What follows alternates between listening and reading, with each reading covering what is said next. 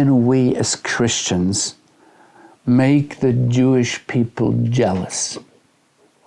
Now you have to understand, to make somebody jealous is not to grab him, to pressure him and say, be jealous.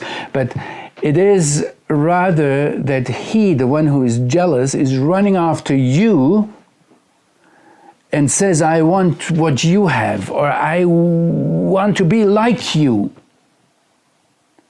Now, if I would have the possibility to take you here into Israel, and if I would succeed in making Jewish people tell you the truth, even if they're non-believers, even if they're against every religion, they want to be everything but Christian. And what I'm telling you, I tell you, and I will re-emphasize it several times because I see it from my point of view. And I was born a German. I grew up in the Black Forest. I told you in the beginning, this is not forgotten. I cannot forget this part of my identity being here in Israel. Let's just remind of what Paul says. He says in his letter to Romans, I will make you jealous of a non-nation. By means of a foolish nation, I will make you furious. Now look, there is one sentence I could add, summarize all what I'm going to say. It is be authentic, be real. If we try to play something, if we try to be something, if we try to mirror something to the Jewish people that we are not, it won't work. If we try to clothe in a way that doesn't fit, it won't work. If we will try all kind of missionary tricks, evangelistic, I don't know, wisdoms, it won't work. So what are we going to do? I think I have to tell you how my relationship with my rabbi started. His name is Rabbi Yaakov. And it was about 30 years ago that I and my family, we lived in the neighborhood of Katamon in Jerusalem. There's a lot of Oriental Jews from Morocco and Kurdistan and I don't know, the whole of North Africa and Iraq. Everything was there around us. And one evening, my future rabbi stood in the door. We had to do something technical. And somehow we slipped into some kind of theological discussion. And he looked at me, and maybe it was too late at night, I don't know why he started to be honest, but he looked at me and said, oh, you Christians, you have no idea how to read the Bible. Now I have to be honest with you and tell you what happened within myself. I mean, I always try to be polite and reasonable. But in this case, he touched something and that came up. You know, I had studied for 7 years theology.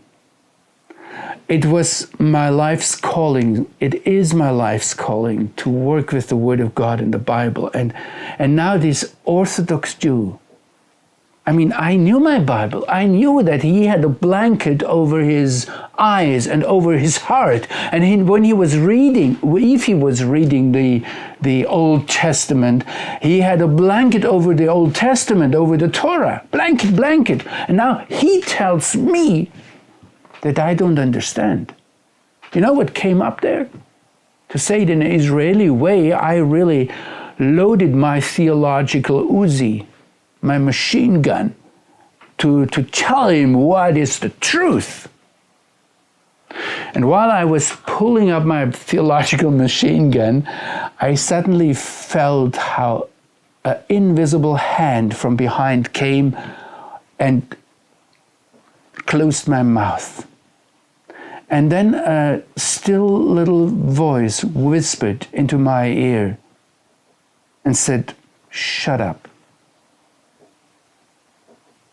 And then it whispered into my ear, say yes. And I somehow must have said to my rabbi, yes. I wasn't really convinced about it, but this voice. And this was the beginning of our relationship, that I admitted that I do not know how to read the Bible, that I admitted that I am a foolish nation. Then I realized with this rabbi, because I then got him into a problem because the hand had gone.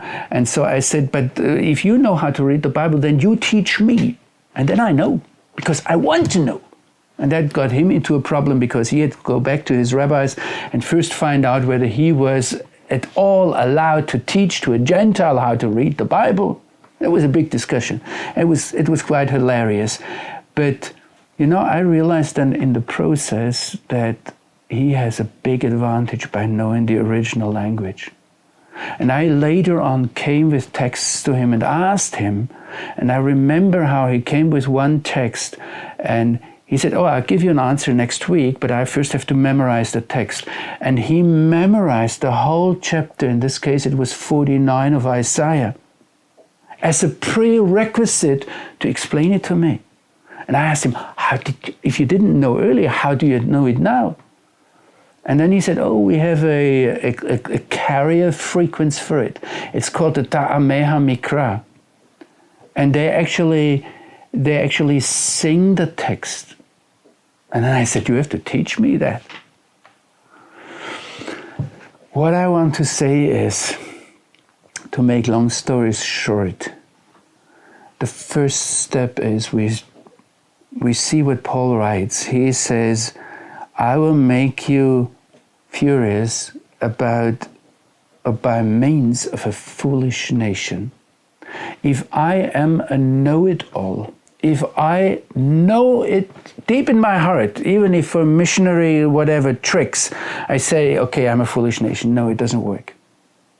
We have to admit it. And we have to come like that because it is simply the reality. It actually applies to a lot of Messianic Jews as well.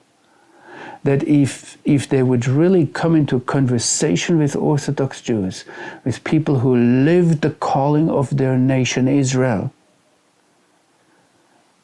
by being authentic, by being real, by being what we really are, yes, it will be, not sometimes, it will be very often embarrassing.